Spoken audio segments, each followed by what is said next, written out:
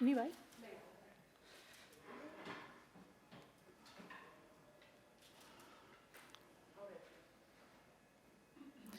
Bueno, gaur zuen aurrean agertzen gara Eusko Alderdi Jeltzaleak eta Alderdi Sozialistak eta gobernuak berak herritarrei emandako hitza ez betetzeko duten teltalia zohartarazteko, ez? Dakizuenez, Euskal Herria Bilduk zuzenketa bat erregistratu zuen osasun mailaren harreman publiko-pribatuari buruzko lantalde horretan, eta ikusten danez, gobernuak berehala itxi nahi izan du prozesu hori, ez? Izan ere, Osakidetzaren zerbitzuaren kalitatea berreskuratzea eta Osakidetza eta osasun sistema publikoa blindatzea baino gehiago ematen du argazki atera eta urteurreneko oparia eduki ahal izatea lehenesten dutela, ez? Bueno, galdera bat suertatzen da momentu honetara iritsita, ez? Eta da, zein den duela urtebete eskas, hautestontziek emandako mandatu herritarra. Zein konpromiso hartu genuen, orduan alderdi politiko guztiok hauteskunde kanpainan eta hauteskunde kanpainaren ostean.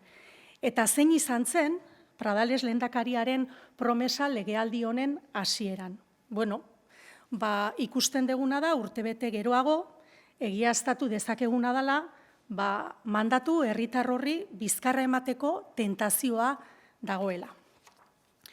Gogoratu dezagun, osasungintza publikoa eta Osakidetza blindatzeko agindu bat zegoela, agindu bat eman zigutela herritarrek. Azken urtetako krisi instituzional eta sozialik handiena izan behar denari irtenbidea emateko agindu bat eman zigutela, eta gogoratu dezagun, egun hauetan Jaurlaritzak arro babesten duen osasun mailaren diagnostiko horrek berak, esaten zuela zehazki privatizazioek eragin berezia izan dutela Osakidetzaren gainbera horretan, Osakidetzaren ahultze horretan. Eta egia esan, puntu honetara iritsita, Eusko Alderdi Jeltzaleak eta Alderdi Sozialistak kontuak eman beharko dituzte egoera honen aurrean. Euskal Herria Bilduk kontsentsu proposamen bat egin du mahai horretan, elkargune bat proposatu du, osasun publikoaren aldeko konpromiso argi bat jasotzen duena, ez?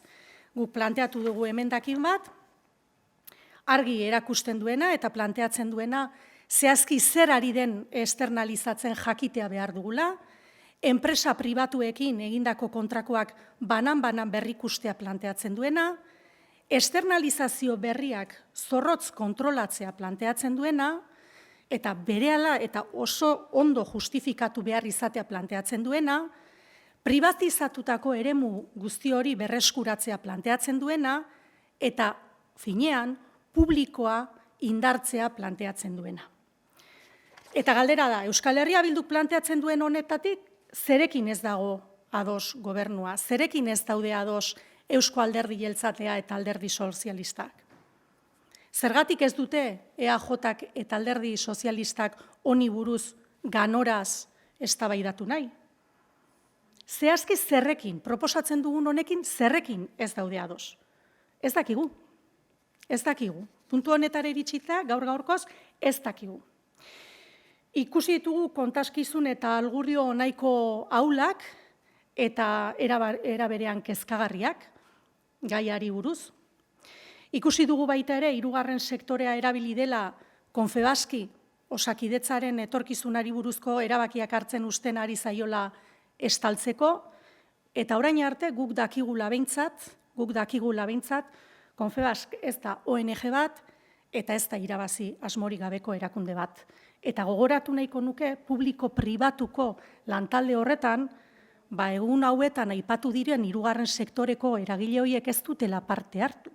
Parte hartu duena Confebask izan dela, eta berak, Confebasken duen interesak, ez dira hirugarren sektoreak dituna. Eta nik hori oso ondo dakit hirugarren sektoreko langilea naizelako eszedentzian. Gainera, esango genuke, maila ez dela inoiz gehiengoak ebasteko gune bat izan. Finean, nor ordezkatzen du Confebaskek?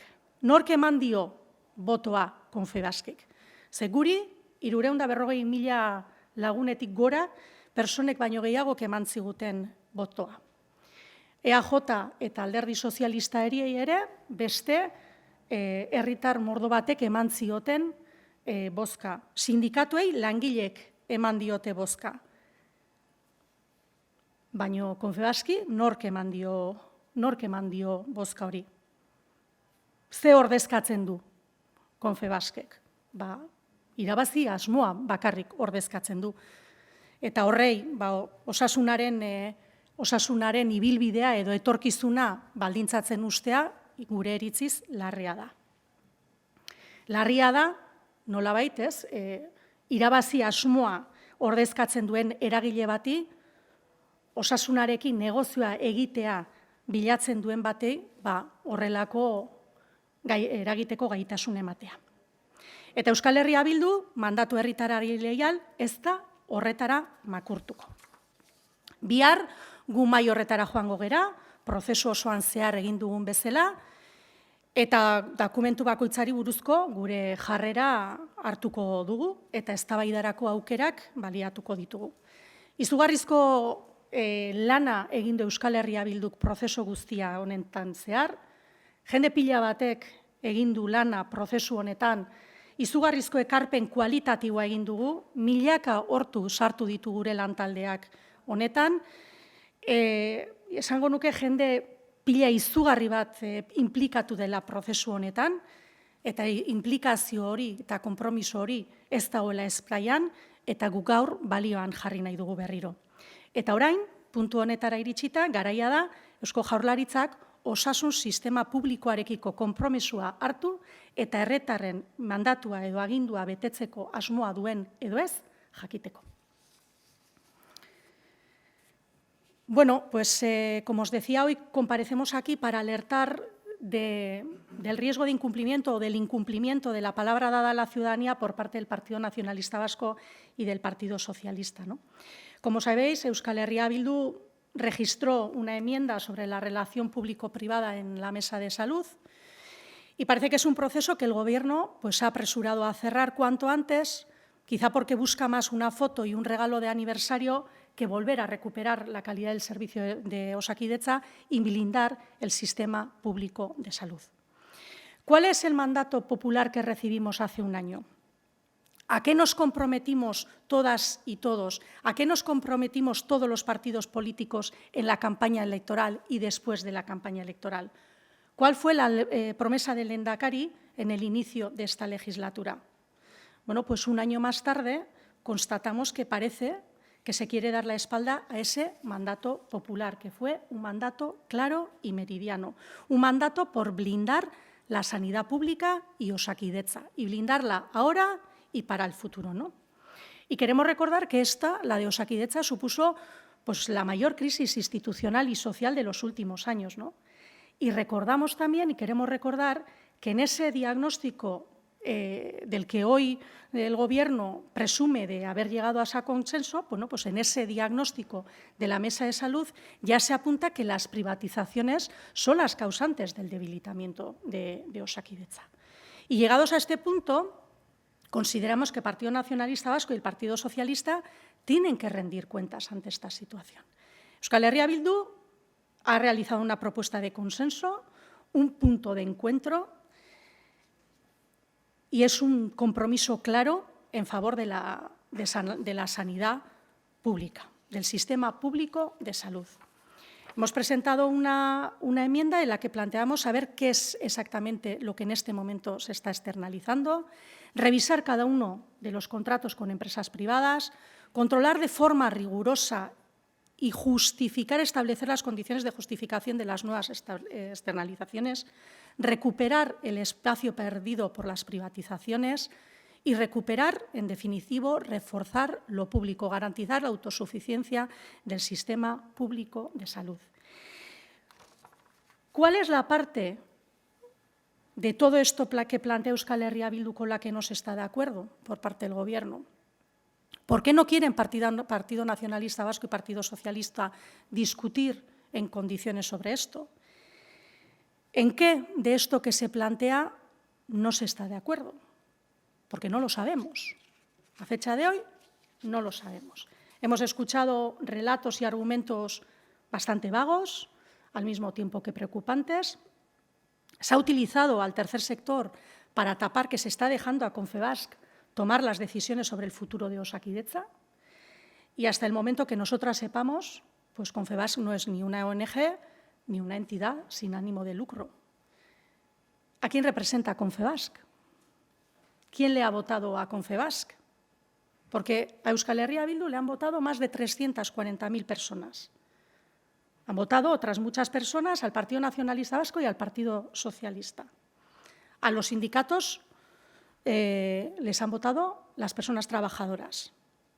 ¿A quién ha votado? ¿Quién ha votado a Confebask? A nosotros nos preocupa que el Partido Nacionalista Vasco y el Partido Socialista hayan aceptado este derecho a veto de un agente que solo representa el ánimo de lucro. Hacer negocio, en definitiva, con la salud. Y, desde luego, Euskal Herria Bildu, fiel a ese mandato popular recibido, no se va a plegar a ello. Mañana, como siempre, acudiremos a la mesa, como lo hemos realizado en todo el proceso. Tomaremos posición sobre cada uno de los documentos que allí se planteen. Hemos hecho una aportación cualitativa impresionante, indiscutible. El grupo de trabajo que ha estado trabajando en la mesa de salud ha metido miles de horas, se ha comprometido de una manera impresionante. El equipo y el trabajo de ese equipo ha sido enorme, se ha implicado de una manera incuestionable y nosotras, desde luego, queremos poner en valor ese trabajo. Y ahora es el momento de que el Gobierno vasco se comprometa, aclare cuál es su compromiso con el sistema público de salud y cumpla con el mandato popular que dejaron las urnas, que es el de blindar el sistema público de salud.